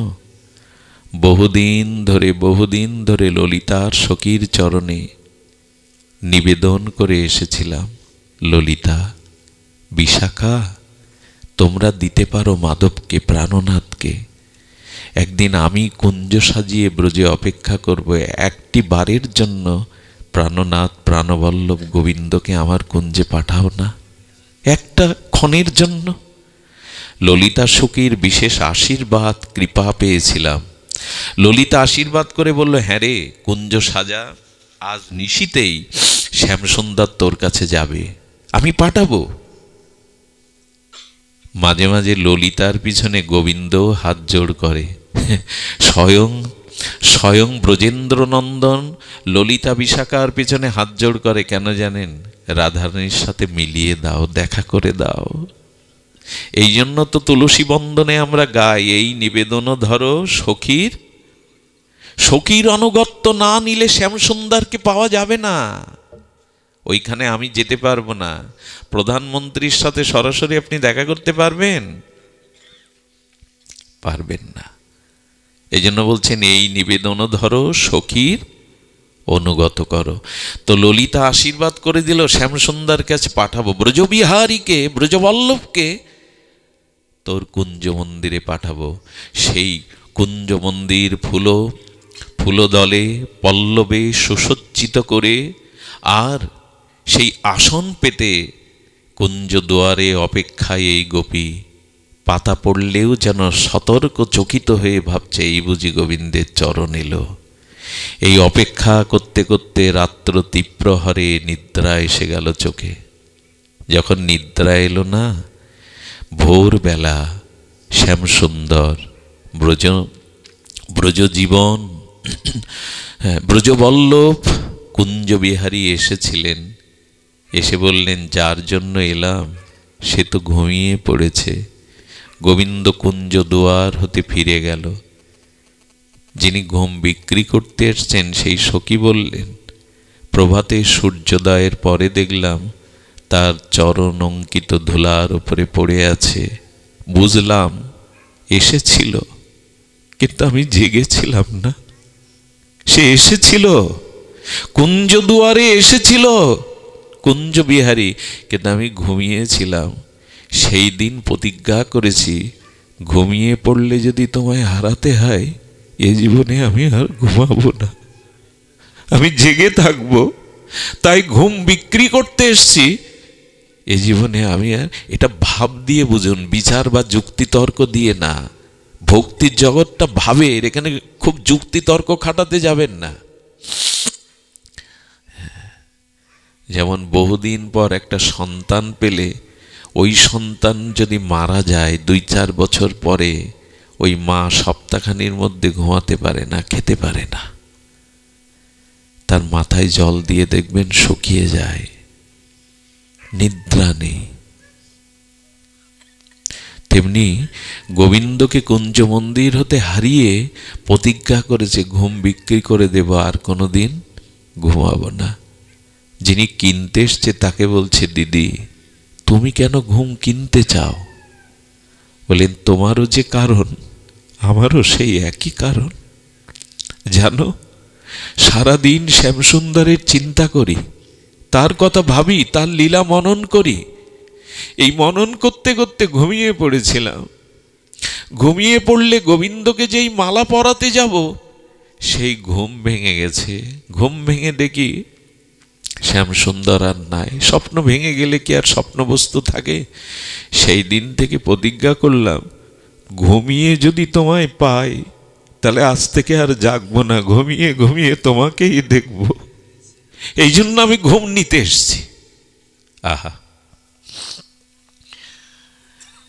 এইসব অনুভব করতে হবে। ধরবি যদি তারে, থাকবি প্রতীক্ষায়। এই প্রতীক্ষায় পড়ে থাকুন এই পথে। একদিন না একদিন তার করুণা আসবেই। শুধু নিষ্কপটে এই পথে পড়ে থাকুন। এই পথে পড়ে থাকলে কেউ বঞ্চিত হবে না। উনি কাউকে বঞ্চনা করেন না। আচ্ছা গোবিন্দ, তোমাকে যে ভক্ত এত আকুল ব্যাকুল হয়ে উৎকণ্ঠায় খুঁজে বেড়াচ্ছে, তুমি দর্শন দাও না কেন? এত যে ভক্তরা চোখের জলে ব্যাকুল হয়ে তোমাকে খুঁজে, তুমি কেন দেখা দাও না? গোবিন্দ বললেন, আমি লুকিয়ে থাকি। লুকিয়ে থাকি কেন জানো? যখন সব ফেলে আমার পেছনে আমাকে কেউ খোঁজ করে, আমার বড় ভালো লাগে তাকে দেখে। আমি দূরে দাঁড়িয়ে দাঁড়িয়ে তাকে দেখি। আর জানো, আমরা ছোটবেলায় লুকোচুরি খেলতাম, জানেন? সকলের স্মরণে আছে সেই শৈশবের স্মৃতি, সুখময় স্মৃতি। আমরা যে লুকোচুরি খেলতাম, পলাটু খেলতাম, যে পলায়ন করত তাকে খুঁজে না পেলে সেই দেখা দেওয়ার জন্য ব্যগ্র হয়ে যেত। কারণ দেখা পেলেই তো আনন্দ। ও লুকিয়েছে হারিয়ে যাওয়ার জন্য। গোবিন্দও বললেন, আমাকে যখন কেউ খোঁজে না চোখের জলে, হা গোবিন্দ বলে, হা রাধা বলে আমার বড় ভালো লাগে। আর আমি লুকিয়ে থাকি দেখা দেওয়ার জন্য, লুকিয়ে থাকি তাকে হারাবার জন্য না, কিন্তু খুঁজে নেওয়ার মধ্যেই তো আনন্দ। খুঁজতে থাকুন, পথে পড়ে থাকুন। অহল্যা পাষাণীর দিকে দৃষ্টি পড়েছে। গুরুদেব বুঝতে পারলেন, বলে, রাম, এত কিছু থাকতে এই পাষাণের প্রতি তোমার দৃষ্টি কেন? এই জন্য তো রঘুপতি রাঘব রাজা রাম পতিত পাবন সীতারাম। প্রভু, তুমি তো পতিত পাবন, পতিতকে তো তুমি এড়িয়ে যেতে পারো না। বিশ্বামিত্র বলছে, রাম, এত কিছু থাকতে তোমার পাষাণের দিকে দৃষ্টি গেল কেন? উত্তর দিচ্ছেন টিকাকারগণ, উনি তো পতিত পাবন। দেখুন, আমরা পতিত, আমি পতিত, কিন্তু ভরসা একটা কি জানেন? পতিত পাবন নাম ধরেছে তুমি, তুমি তো আমাকে এড়িয়ে যাবে না। যত অপরাধ পাপ করে থাকি, যদি এই পথে পড়ে থাকি, তুমি পতিত পাবন। কত বড় ভরসার কথা দেখুন তো। মোহ সমপতিত আর কেহ নাই, কিন্তু ভরসা একটাই, আমি পতিত হলেও তুমি পতিত পাবন। গুরুদেব বুঝতে পারলেন, ঋষি বিশ্বামিত্র, রাম, একটা কাজ করতে হবে তোমায়। তোমার রাতুল চরণখানা এই পাষাণের উপরে একটু দাও তো। আচ্ছা, গুরুদেব বলল, আর রঘুপতি রাম তা দেবে?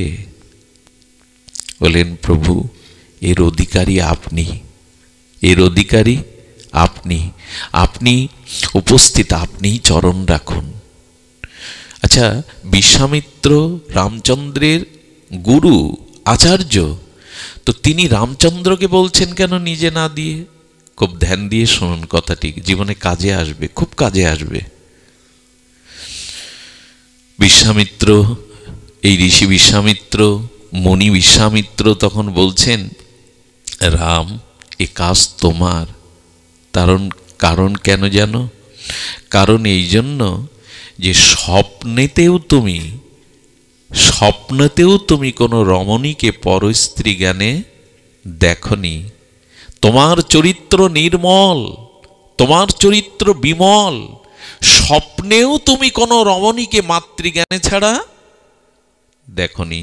তো যে চরিত্রে নির্মল আর যার চরিত্র স্খলন হয়েছে, সেই স্খলিত চরিত্রকে পাবন করতে পারে যার চরিত্র নির্মল শুদ্ধ। রামচন্দ্রের চরিত্র কেমন নির্মল, সাধকদের এটা খুব জানা দরকার। এ পথে যারা আছে তাদের জানা একান্ত দরকার। রাবণ বধ হওয়ার পরে মন্দাদরী সতী দেখতে এসেছিল, আমার পতিকে কে বধ করলো, রাবণ কেমন। তো যখন মন্দাদরী আসছে তখন বিকাল, ছায়াটা পড়েছে, দীর্ঘ মন্দাদরীর ছায়াটা রামচন্দ্রের চরণে ছায়া পড়েছে দূর থেকে।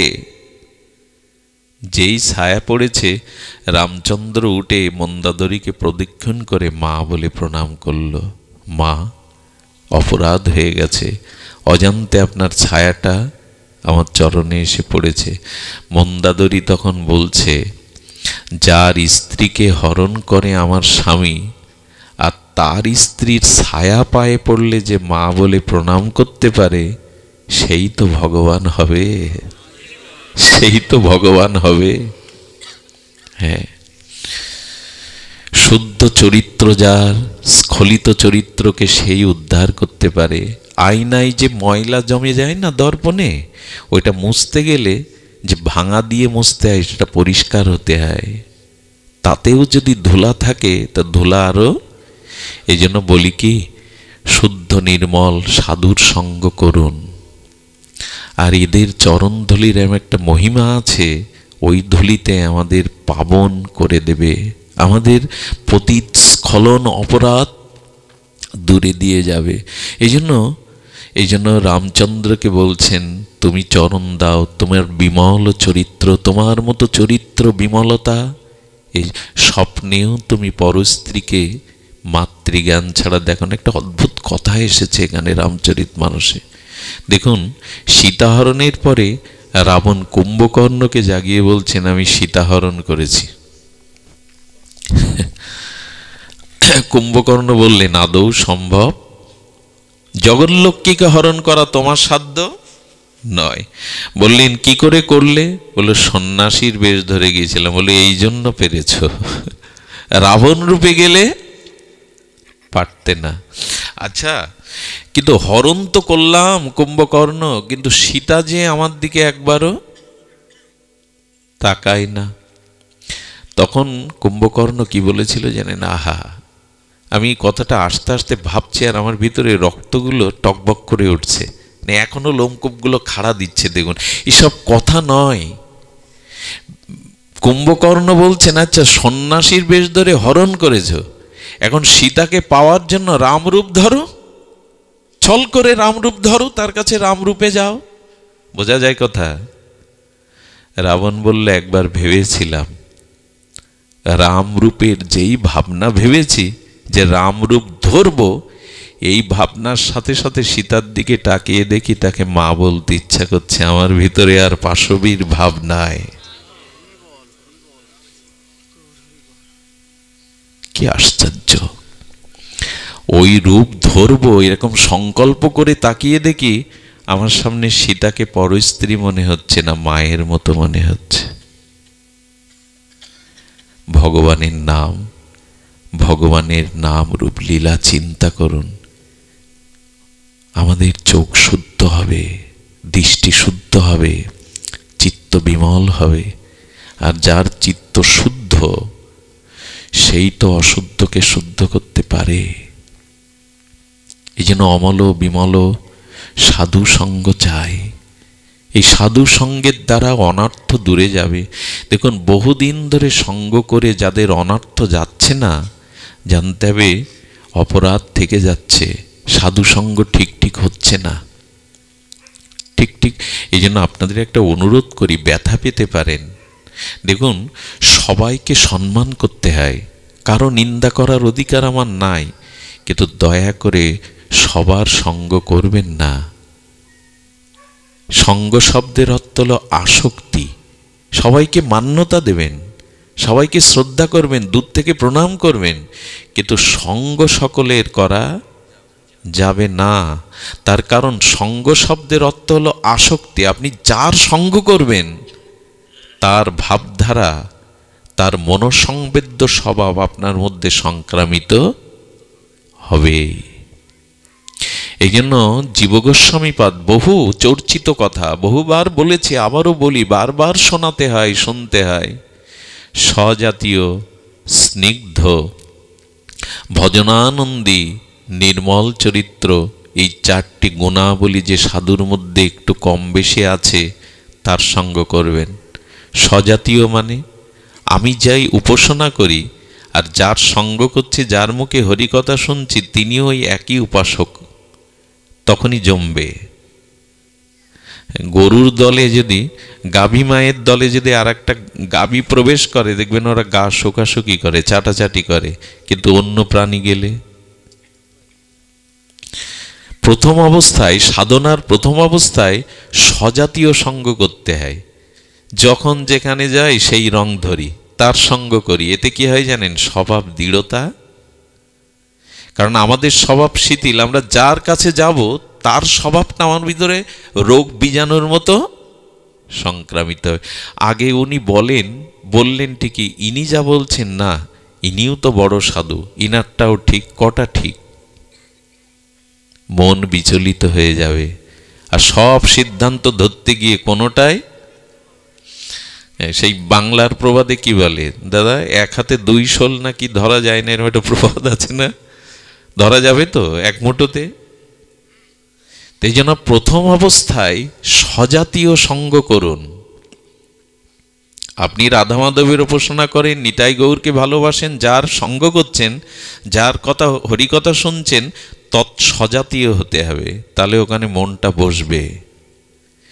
দেখুন, এ কথা যারা প্রাথমিক ভজনে দীক্ষা শিক্ষা নিয়েছেন তাদের জন্য।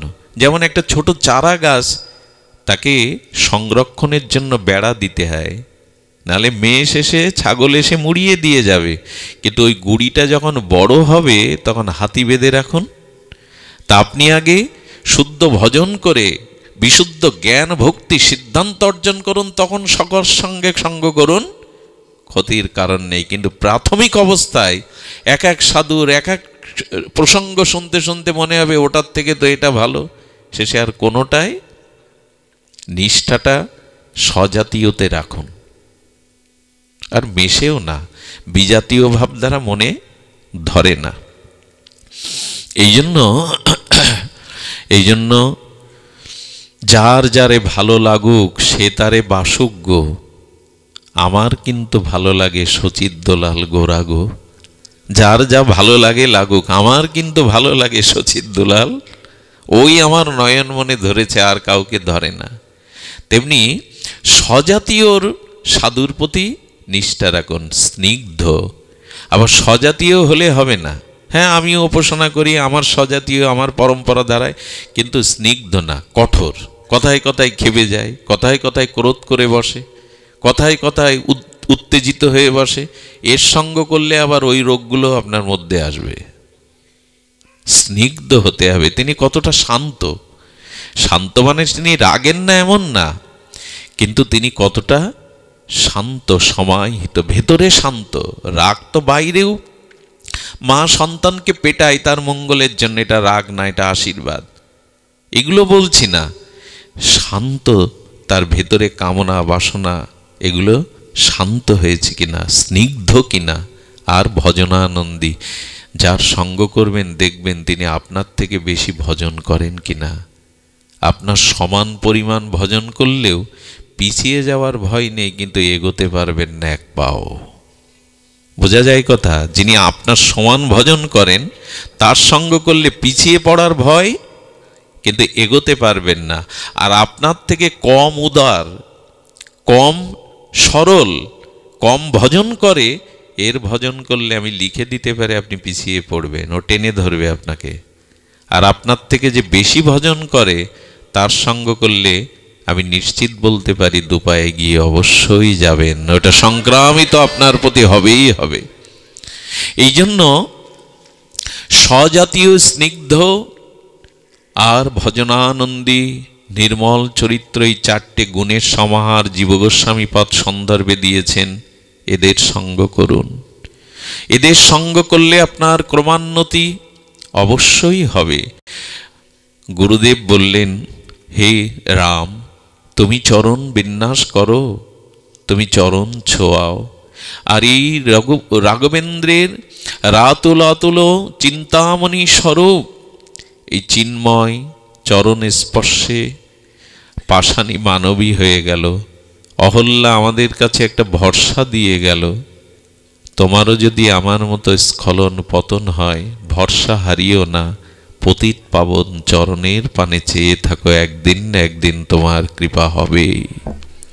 চেয়ে থাকো, পড়ে থাকো। আমি বলি এই পথ থেকে পিছিয়ে যাবেন না। তবে এই পথে আসতে গেলে না অনেক বাধাও আছে, অনেক বাধা। আমি জানি এখানে অনেক মায়েরা আছে, বাড়িতে গেলে তাদের জবাবদিহি করতে হবে। এখানে অনেকেই আপনারা এসছেন যারা অনেকেই খুশি না, সকাল সকাল দোকান বন্ধ করে, কাজ নেই, খেয়ে দিয়ে দৌড়াও, সংসার চুলোই যাবে। তো শুনতে হয়, শুনতে হয়। তবে বিখ্যাত প্রখ্যাত উপমহাদেশের মান্নাদের একটা গান আমার খুব ভালো লাগে। জানি না এটা বলা এখানে উচিত নয়, তবু ভালো লাগে। যখন কেউ আমাকে পাগল বলে, তার প্রতিবাদ। হ্যাঁ, রাধারানীকে বলছেন কলঙ্কিনী, রাধারানী হাসছে, আনন্দ পাচ্ছে। রাধারানী বলছেন, কলঙ্ক আমার ভালো কেন লাগে রাধা? কলঙ্ক তো কারো ভালো লাগার কথা নয়। ভালো লাগে এই জন্য কৃষ্ণের সাথে যুক্ত করেই কলঙ্কটা দিচ্ছে বলে। কৃষ্ণে কলঙ্কে কলঙ্কিনী, আমার একা একা কলঙ্কিনী বললে খারাপ লাগার বিষয় ছিল, কিন্তু কৃষ্ণে কলঙ্কিনী যখন বলে না, কলঙ্ক আমার ভালো লাগে, তার জন্যই তো কলঙ্ক।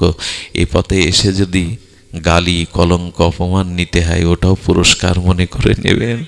তোমার জন্যই তো কলঙ্ক নিয়েছি, তোমার জন্যই তো কলঙ্কের মালা। রাধারানী বললেন, শ্যাম কলঙ্কে কলঙ্কিনী বললে আমার বড় ভালো লাগে, বলুক না। কত কথা মায়েদের শুনতে হয়। শোনো মা, তার পথে তাকে ভালোবেসে কলঙ্ক নাও। এই কলঙ্ক নিলে কি হবে জানেন? শোভা হবে। চাঁদে যদি একটু কালো দাগ না থাকতো না, চাঁদ এত শোভা। খালি সাদা কাগজটা মূল্যায়ন হতো না, ওর মধ্যে কালির আঁচড় যদি না পড়তো। মাঝে মাঝে একটু মেঘ না করলে আকাশটাও ভালো লাগতো না। গোবিন্দের জন্য ভগবত পথে চলতে একটু কলঙ্ক অপমান সয়ে নিন। এটাও আপনার জীবনে শোভা পাবে, শোভা পাবে। এই জন্য অনেক কলঙ্ক নিতে হয়, অনেক কষ্ট স্বীকার করতে হয়, তবু এ পথে পড়ে থাকতেই হবে। ধরবি যদি তারে, থাকবি প্রতীক্ষায়। এই প্রতীক্ষার প্রহর যেন আমাদের শেষ না হয়, এই প্রতীক্ষায় আমাদের থাকতেই হবে। মনে আছে রাসের মুরলীর ধ্বনিতে সেই যমুনা পুলিনে শারদ পূর্ণিমায় শ্যামসুন্দরের অদরামৃতে সেই বাঁশি বেজেছিল। হ্যাঁ, বাঁশি বাজার সাথে সাথে কোনো গোপী যারা ঘর থেকে বেরিয়ে আসার জন্য প্রস্তুতি নিয়েছিল, কারো কারো স্বামী চুলির মুঠি ধরে তাদের ঘরে রুদ্ধ করে রেখেছিল, কিন্তু বলেছিল, শোনো, এ দেহের প্রতি অধিকার তোমার আছে, আমার প্রাণের প্রতি তোমার কোনো অধিকার নেই। আমি আমার প্রাণারামের কাছে ছুটে চললাম। কি অনুভূতি থাকলে দেহটা সঙ্গে সঙ্গে ছেড়ে দিল, দেহটা সঙ্গে সঙ্গে ছেড়ে দিল, প্রাণ চলে গেল শ্রী গোবিন্দের চরণে। অনুরাগ থাকতে হবে। সংসার যতই বাধা হয়ে দাঁড়াক, যতই কলঙ্ক প্রতিবন্ধকতা আসুক, যেন যেতে ভুল না হয়, তোমার কাছে যেতে যেন ভুল না হয়। এই যাওয়াটা আমাদের একান্ত প্রয়োজন, এই পথ যেন রুদ্ধ না হয়। সুধীজন, যাওয়ার পথে বাধা সকলের ছিল, মীরাবাইয়ের ছিল, ঠাকুর বিল্লামঙ্গলের ছিল, কার না ছিল। তবে এ পথে আসলে সব থেকে ভাগবতে এলে কি হয় জানেন? সাধু সঙ্গে ভাগবতে এলে সব থেকে যে উপকারটা হয় সেটা শুনুন। তুকারামের কথা মনে আছে? তুকারামরা এক নাম নামে এক উত্তরপ্রদেশে সাধু ছিলেন, নামনিষ্ঠ মহাপুরুষ। শ্রী গুরুদেব একদিন দেখছেন রাত 2টোর সময় উঠে আনন্দে হাততালি দিচ্ছে। আচ্ছা, কেউ 2টোর সময় একাকি ঘরে যদি হাততালি দেয়, গুরুদেবকে ভোরবেলা ডেকেছেন, এক রাম, আচ্ছা তুমি ওই রাত 2টোর দিকে এভাবে হাততালি দিয়ে আনন্দ প্রকাশ করছিলে কেন? আসলে গুরু মহারাজ আশ্রমের আয়ের ব্যয়ের হিসাব নিকাশটা ওকে লিখতে বলেছে। বহু পুরানো দিনে তো 1 পয়সার হিসাবও মিলাতে পাচ্ছে না, 1 পয়সার হিসাবও মিলাতে পাচ্ছে না। আর ওই গুরুদেবের কাছে কালকে পেশ করতে হবে হিসাবটা। একনিষ্ঠ ভক্ত তো, শিষ্য তো, ওইটাও খুঁজে পাচ্ছে না। কিন্তু রাত 2টোর পরে যখন ওইটা মনে এসেছে 1 পয়সার যুগ তখন কোথায় ব্যয় করেছে, তখন ওই খুঁজে পাওয়ার আনন্দে ও হাততালি দিয়ে আনন্দ প্রকাশ করছে যে হ্যাঁ, একটা ভুল, একটা বিস্মরণ যা হয়ে গেছিল সেটা তো খুঁজে পেয়েছি। গুরুদেব তখন কাছে ডেকে বললেন, 1 পয়সার হিসাব মিলাতে পারছিলি না, ভুলে গিয়েছিলি, সেটা স্মরণে আসায় যদি হাততালি দিয়ে এত আনন্দ করিস, এর থেকে কোটি আনন্দ পাবি যদি একটা হিসাব মিলাতে পারিস, একটা ভুল যদি বুঝতে পারিস। বলল কি শ্রী গুরুদেব? বলল জীবনের ভুলটা যদি ধরতে পারতিস তাহলে এর থেকে পরম আনন্দ হতো। 1 পয়সার ভুল ধরলে যদি তোর এত প্রসন্নতা আসে, জীবনের ভুলটা কোথায়? জীবনের ভুল কি জানেন? তাকে ভালো না বাসা, তাকে মনটা না দেওয়া। এর থেকে বড় ভুল আর সব ভুলের সংশোধন হবে। কিন্তু এই মনুষ্য জীবন পেয়ে যদি তাকে না দিতে পারেন না, ভালোবাসাটা তাকে না দিতে পারলে ক্ষতি তো হয়েইছে, আরো ক্ষতি হয়ে যাবে। তাই বলি, কোনো বাধা উপেক্ষা, সব বাধা উপেক্ষা করে আমাদের আসতে হবে। সব বাধা যেন উপেক্ষা করি। নবদ্বীপের একটা লীলা বলে বিশ্রাম করি। আজকের এখানে পরিবেশটা এত নির্মল কেন জানি না। এখানে কান পাতুন, মনের কান পাতুন। দেখবেন আমরা জগতে জরা দুঃখ ব্যাধি যন্ত্রণার মধ্যে আছি, একবারও মনে হবে না। একটা অন্য অনুভূতির জগৎ তৈরি হয়ে যায়। এই জন্য সাধুসঙ্গ হরিকথা এ মরলোকে বৈকুণ্ঠের থেকেও মূল্যবান, বৈকুণ্ঠের থেকেও মূল্যবান। হ্যাঁ, এই জন্য হনুমানজি বৈকুণ্ঠে যেতে চাননি প্রভুর সাথে। যেখানে তোমার সাধুসঙ্গ হরিকথা নাই, সে বৈকুণ্ঠে আমি যাব না। এই জন্য এই অনুভূতিটা একমাত্র মহৎ সঙ্গে পাওয়া যায়। বড় দুর্লভ এটি। এই অশান্তময় জগতে, এই ক্ষণভঙ্গুর দুঃখ জ্বালাময় যন্ত্রণা জগতে এই একটি মাত্র নিকেতন আশ্রয়, যেথা এলে চিত্ত সমাহিত হয়। সাধু সঙ্গরূপ আছে পান্থধাম, শ্রান্ত হলে সেটা করিও বিশ্রাম। যদি ক্লান্ত হয়ে পড়েন কখনো, তবে এই সাধু সঙ্গে এই পান্থশালায় বিশ্রাম নিয়েন। সুধীজন, শুনুন নবদ্বীপের সেই মহাপ্রভুর লীলার ঘটনা। মহাপ্রভু তখন শিবাসঙ্গনে সেই কীর্তন শোভারম্ভে সকল প্রাচিত্র যে হরিনামে মহাপ্রভু শিবাসঙ্গনে সেই কীর্তন শুরু করেছে। আর মহাপ্রভু প্রতিদিন শিবাসঙ্গনে যেতেন। একদিন নিতাই চাঁদ আর মহাপ্রভু লক্ষ্য করছে, ভক্তরা বৈষ্ণবরা আসে তাদের চরণ ধোয়ার জন্য, আর আর নদী থেকে গঙ্গা থেকে কেউ হাত মুখ প্রক্ষালন করবেন, চরণ ধোয়ার জন্য আলাদা জল, গঙ্গা থেকে হস্তমুখ ধোয়ার জন্য বিধৌতের জন্য গঙ্গা জল সারি সারি সাজানো। কয়েকদিন এটা দেখার পরে একদিন নিতাই চাঁদ শিবাসকে বলছে, শিবাস, তুমি মালিনী দেবী, তোমার পুত্র আর তোমার ভাইরা কীর্তনেই তো মেতে থাকো, এই সাধুদের সেবার জন্য, বৈষ্ণবদের চরণ প্রক্ষালনের জন্য, হস্তমুখের জলের জন্য এই জলের ঘড়াগুলো ভরে কে আনে? ভগবানের দৃষ্টি এড়ায় না। শ্রীবাস তখন বলছে, প্রভু, এক অভাগিনী আছে আমার গৃহে। অভাগিনী কেউ নেই সংসারে, তার বড় দুঃখী, এই জন্য ওনার নামও দুঃখী, ওর নামও দুঃখী, কেউ নেই। প্রভু ও এসে হাত জোড়কে অনুরোধ করে, শ্রীবাস ঠাকুরকে বলে, পণ্ডিত একটু কৃপা করো না, একটু যদি সাধু সেবায় কাজে লাগতে পারি, অন্তত ঝাড়ু দিয়ে জলগুলো যদি এনে দিতে পারি। তাই প্রতিদিন জলের ঘড়াগুলো ভরে রাখে। নিতাই চাঁদ বললেন, ও মহাপ্রভুর সেবার জন্য, বৈষ্ণব সেবার জন্য কষ্ট করে প্রতিদিন জল তুলে রাখে, তার নাম দুঃখী। তোমার বাড়ির কাজের কই সেই, তাকে ডাকো তো। দুঃখী কাঁপতে কাঁপতে চোখের জলে নিতাই চাঁদ ডেকেছে। না জানি কি অপরাধ আমার। দুঃখী করজোরে কম্পিত হস্তে দাঁড়িয়ে বলছেন, শ্রীপাদ। দুঃখী, কে তোমার নাম রেখেছে দুঃখী? আজ থেকে আমি তোমার নাম দেব গো।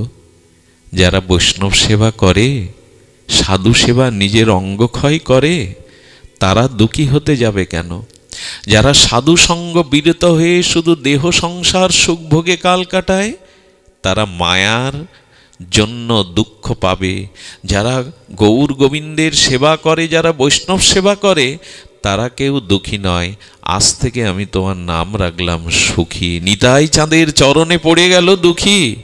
নিতাই চাঁদের চরণে পড়লে অভয় হস্তে আশীর্বাদ দিলেন, তোমার কৃষ্ণ ভক্তি হোক। এই আচ্ছা, দুঃখীর তপস্যা ছিল, দুঃখীর সাধনা ছিল, শাস্ত্র জ্ঞান ছিল, শুধুমাত্র সাধু বৈষ্ণবের সেবার কারণে নিতাই চাঁদ তাকে সুখী করে দিলেন।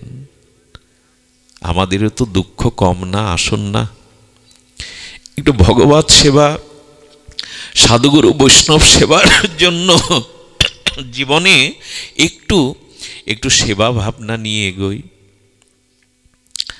আর বাধা তো আছে, তবু বলবো বাধা পেরিয়ে যাওয়া যাবে। শুনুন সেই কথা, মনে আছে সেই অন্ধ মাধবের কথা? অন্ধ মাধব নয়, অন্ধের পুত্র মাধব, শিশু। অন্ধ মাধব, অন্ধ মাধবের পিতা অন্ধ মাধবকে বলছে, মাধব রে, এ জীবনে তো যার চোখ নাই, জগৎ অন্ধকার, কিন্তু কারণটা তো আছে। মহাপ্রভুকে দেখতে পায় আর না পাই রে মাধব, হাত ধরে একটু নিয়ে যাবি, তার মধুর সংকীর্তন অন্তত একটু কানে নিতাম, এ জীবনে তো কিছু হবে না রে। বাবা, বাবা আমি নিয়ে যাব। মাধব কয়েকদিন অন্ধ পিতার হাত ধরে নিয়ে যায়। সংকীর্তন শুনতে শুনতে একদিন ঝড় বৃষ্টি এলো। এই যে বললাম বাধা আছে, এই ঝড় বৃষ্টিতে মাধবের শরীরে, শিশু তো, জ্বর এসে গেল। সেই জ্বরে কাতর হয়েছে মাধব, আর উঠতে পারে না। এখন মাধবের মা জেনেছেন কীর্তনে যেতে গিয়েই মাধবের এই দশা। আর তখন মহাপ্রভুর কীর্তনে বড় অন্তরায় নবদ্বীপের পণ্ডিত সমাজ। আমরা কি ধর্ম জানি না? আমরা কি বেদ উপনিষদ পড়িনি? আমরা কি শাস্ত্র জ্ঞান নাই আমাদের? নেচে গিয়ে কখনো ভক্তি হয়? মহাপ্রভুকে জানেন, নিত্যানন্দ প্রভুকে একঘরে করা হয়েছে, অদ্বৈত প্রভুকেও পর্যন্ত একঘরে করা হয়েছে। কম কষ্ট তারা পাননি ভক্তি প্রচারে। বাধা আসবে, কিন্তু মহাপ্রভুকে ভালোবেসে, হরিনামকে ভালোবেসে তারা এটিকে মালা করে নিয়েছে গলার। তখন কি করেছে জানেন? এই অন্ধ মাধবের মা একটু ঔষধের জন্য তখন হোমিওপ্যাথি চিকিৎসা, তখন অ্যালোপ্যাথি চিকিৎসা ভালোভাবে বিস্তার লাভ করেনি। তখন ওই মাধবের মা তান্ত্রিক কবিরাজ যারা ছিল নবদ্বীপে, তাদের দুয়ারে গেছে, আমার মাধবের বড় অসুখ, জ্বর, এক ফোঁটা ঔষধ দিন। তান্ত্রিকরা তখন মহাপ্রভুর এই ভক্তি সংকীর্তন যজ্ঞে বিরোধী করতে বলো। কি করে হয়েছে? কীর্তন শুনতে গিয়ে আসতে গিয়ে বৃষ্টিতে ভিজে আজ মরণাপন্ন অবস্থা। বলে কেন? ওষুধ তো মহাপ্রভু, তোমাদের ওষুধ তো হরিনাম সংকীর্তন, যাও সেখানে যাও, এখানে এসেছো কেন? এক এক করে কেউ ওষুধ দেয়নি জানেন। 3 দিনের মাথায় শ্বাস উঠল ছেলেটার।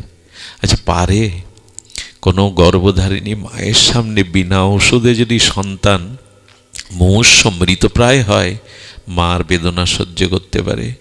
ওরে মাধব, তোর মুখে এক বিন্দু ওষুধ দিতে পারলাম না, যে কারণে তুই যদি আমার বুক থেকে চলে যাস, যার সংকীর্তন শুনতে গিয়ে আজকে তুই আমার বুক খালি করে চলে যাবি বলে তোর শ্বাস উঠেছে, আমি তাকে ক্ষমা করব না, আমি তাকে অভিশাপ দেব। মাধবের অন্ধ বাবা বলছে, কথা বলো না, কাকে অভিশাপ দেবে তুমি? বলে, আজ আমার কোল থেকে আমার মাধব এমনি করে বিনা ঔষধে মরে যাবে, ঝরে যাবে, আমি অভিশাপ দেব না তাকে। ঝড় উঠেছে, ওদিকে মাধবেরও শ্বাস উঠেছে।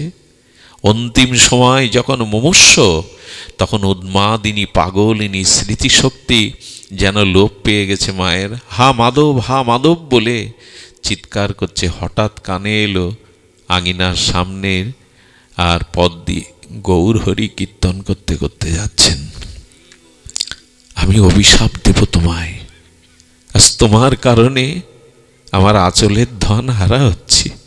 মহাপ্রভু সামনে এসে বলছে, দাঁড়াও, দাঁড়াও তুমি,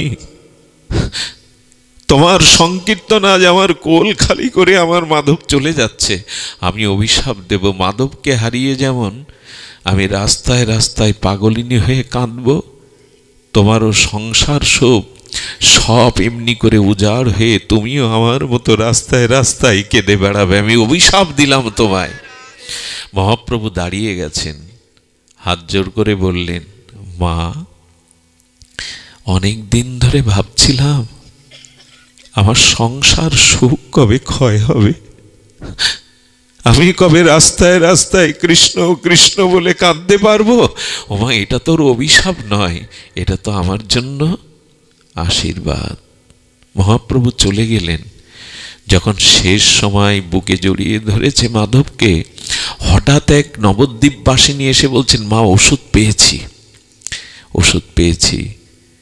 কি যেন জিহ্বার অগ্রে দিয়ে দিল, আর সেই মুমূর্ষ প্রায় মৃতপ্রায় মাধব সঙ্গে সঙ্গে জিহ্বায় পেয়ে সুস্থ হয়ে মার গলা জড়িয়ে ধরেছে। মা, আর কোনো ব্যথা নেই, আর কোনো জ্বর নেই। মাধব, মাধব। মাও সেই বাৎসল্য প্রেমে সন্তানকে জড়িয়ে সেই নবদ্বীপবাসিনীকে বলছে, তুমি কোন ওষুধ এনেছ, কি ওষুধ ওর মুখে দিলে, ধন্বন্তরী স্বরূপ কি দিলে? একটু আগে যাকে অভিশাপ দিয়ে এলে, পথের কোড়ানো তার চরণধুলি দিয়েছি ওর জিহ্বায়। যাকে অভিশাপ দিয়ে এলে মা, তার চরণধুলি ওর জিহ্বায় দিয়েছি। মহাপ্রভুর চরণের ধুলি মহা ঔষধি মা। যেই শুনেছে কথা না, নীরব পাষাণ হয়ে গেছে মা। নীরব পাষাণ হয়ে দেখলে মাধব তখন গলে জড়িয়ে ধরে আদরে বলছেন, ও মা, মা, যার পায়ের ধুলোতে তুমি আমাকে বুকে ফিরে পেয়েছ, আর বাধা দেবে না তো তার কাছে যেতে? বলো মা, আর বাধা দেবে না তো? মাধবের বাবা এসে জড়িয়ে ধরেছে। মাধব রে, মাধব, যার চরণধুলিতে তোকে বুকে ফিরে পায়, কিন্তু আমার যে অধিকার আর থাকলো না তার কাছে যাওয়ার, আমি যে তাকে অভিশাপ দিয়েছি। মাধবের বাবা বলছেন, আমার গৌর তো পতিত পাবন, আমার গৌর পতিত উদ্ধারণ রূপে এসেছে, সে কাউকে দূরে ঠেলে দেবে না। চলো আজ তিনজন মিলে গৌর চরণে নিজেদেরকে সমর্পণ করি। আমাদেরও মনে হয় সময় এসেছে মহাপ্রভু নিতাইয়ের চরণে এমনি করে সমর্পণ করার। আপনাদের মঙ্গল হোক, সকলের কল্যাণ হোক, সকলের কৃষ্ণে রতিমতি হোক, সকলের মহাপ্রভুর হরিনাম সংকীর্তনে আমাদের রুচি আসুক। যার উদ্দেশ্যে আজকে এই অনুষ্ঠানে একটু হাত তুলে প্রার্থনা করুন, তার আত্মা যেন দিব্যধাম প্রাপ্ত হয়। জয় শ্রী গুরু প্রেমানন্দে গৌর। একটা নিবেদন, একটি নিবেদন,